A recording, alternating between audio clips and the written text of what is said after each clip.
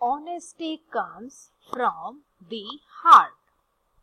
One bright June morning, 3 years ago, I was reading my Kannada newspaper as usual. It was the day the secondary school leaving certificate results had been published. While columns of roll numbers filled the inside pages, the list of rank holders and their photographs took up almost the entire front page. I have a great fascination for rank holders. Rank is not merely an index of one's intelligence. It also indicates the hard work and perseverance that students have put in to reach their goal. My background: I was brought up in a professor's family, and my own experience as a teacher have led me to believe this. Of all the photographs in that morning's newspaper, one boy's snapshot caught my attention. I could not take my eyes off him. He was frail and pale, but there was an endearing sparkle in his eyes. I wanted to know more about him. I read that his name was Hanumantappa and that he had secured the 8th rank. That was all the information I could gather. The next day, to my surprise, his photograph was published again, this time with an interview. With growing interest, I learned that Hanumantappa was a coolie's son, the oldest of 5 children. They belonged to a tribal group. He was unable to study further, he said in the interview, because he lived in a village and his father, the sole breadwinner, earned only ₹40 a day. I felt sorry for this bright boy. Most of us send our children to tuitions and to coaching classes. We buy them reference books and guides and provide the best possible facilities for them without considering the cost. But it was different for Hanumantappa of Ramapura. He had excelled in spite of being denied some of the basic necessities of life. While I was thinking about him, with the newspaper still in my hands, I gazed at a mango tree in my neighbor's compound. It looked its best with fresh bark, tender-grained leaves, glistening with dewdrops and mangoes that were about to ripen in a few days. Beyond the tree was a small potted plant that I noticed had remained almost the same ever since it had been potted. It was a calm morning. The air was cool and fresh. My thoughts were running free. The continuous whistle of our pressure cooker broke the silence, reminding me that half an hour had passed. Hanumantappa's postal address was provided in the interview. Without wasting much time, I took a postcard and wrote to him. I wrote only 2 lines, saying that I was interested in meeting him and asking whether he could come to Bangalore. Just then my father, ever a practical man, returned from his morning walk.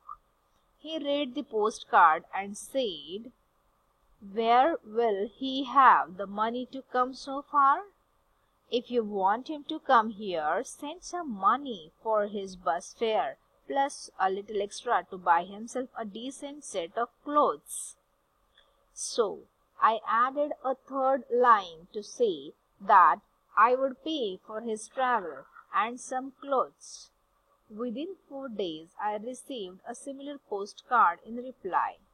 2 sentences. In the first, he thanked me for the letter. In the second, he expressed his willingness to come to Bangalore and meet me. Immediately, I sent him some money and details of my office address. When he finally arrived in our office, he looked like a frightened calf that had lost its way. It must have been his first trip to Bangalore. He was humble, He wore a clean shirt and trousers, and his hair was neatly parted and combed. The sparkle in his eyes was still there.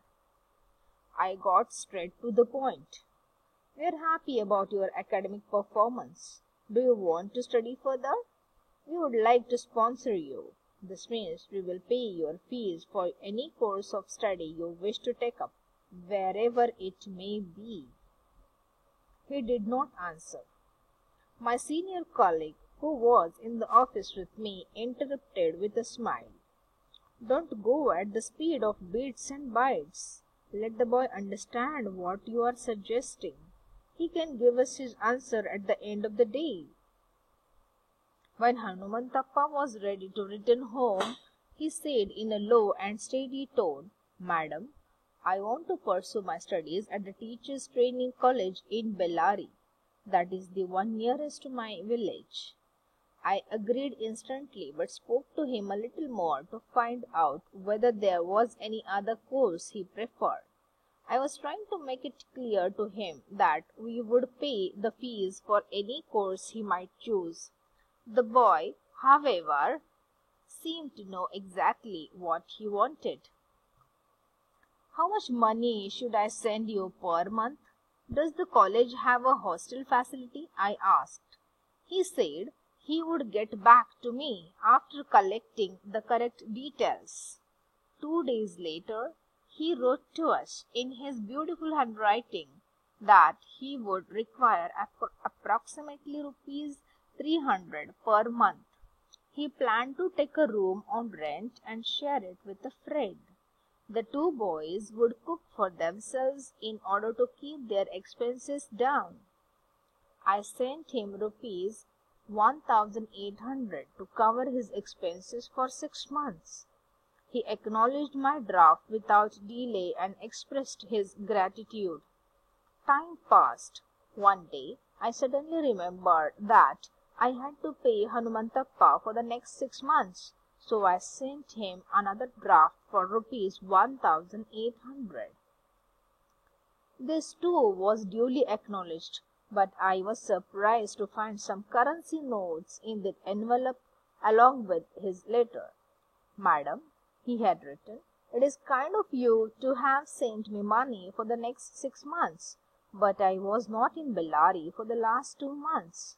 1 month our college was closed for holidays, and during the next month there was a strike. So I stayed at home for those 2 months. My expenditure during these months was less than rupees 300 per month. Therefore, I am sending you the rupees 300 that I have not used for the last 2 months. Kindly accept this amount."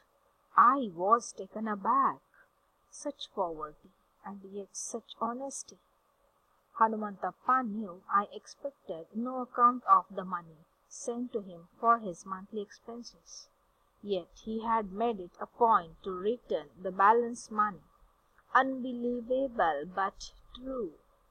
Experience has taught me that honesty is not the mark of any particular class, nor is it related to education or wealth. It cannot be taught at any university. In most people, it springs naturally from the heart. I did not know how to react to this simple village boy's honesty. I just prayed that God would continue to bestow the best on Hanumantappa and his family.